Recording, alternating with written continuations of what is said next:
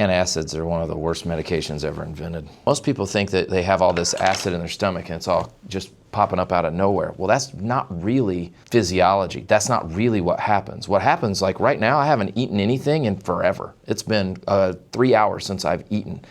I don't have anything in my stomach. My stomach has 0 acid in it. Your stomach just doesn't sit there with a pool of acid. That's not how it works. When you eat something, it triggers the cells to start making acid.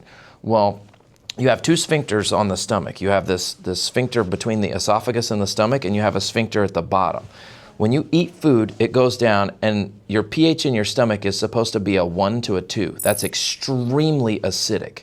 Literally will melt through the floor, right? Very, very acidic. That's what's supposed to happen. And then when that food goes from your stomach into your small intestine, it hits a very basic solution. It hits bile and pancreatic juices that take that pH from a 1 to a 7.3 to a 7.4-ish. And it's that instantaneous change in pH that releases all these nutrients. There's all these hormone reactions that happen. All these things come into play to get the nutrients from the food and get that over into the liver, right? That's normal, right? And then that normal pH happens.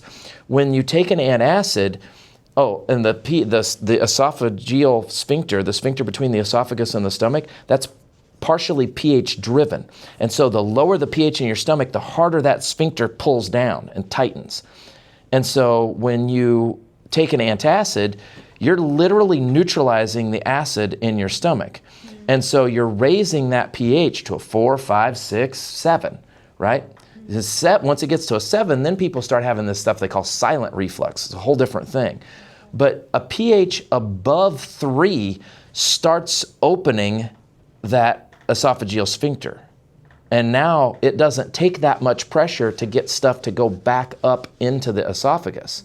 Well, a pH of 4.5 burns like fire. How do I know that? When was the last time you chugged a soda, right? pH of a soda is around 4.5, and that burns like fire going down the esophagus, right? So if a pH is 4, right, in your stomach, let's just call it 4.5, same as what basic sodas are. That food then goes into the small intestine, gets hit with a pH higher than that. The pH doesn't go from a 4 to a 7. Now it goes from a 4 to a 10, let's say. And the same chemical reactions don't take place. The nutrients aren't released. That now you are a quintessential overfed, undernourished human. And the weight gain starts, and you can't stop it. You can't lose it because you've screwed up how the physiology of the stomach works by taking the antacid.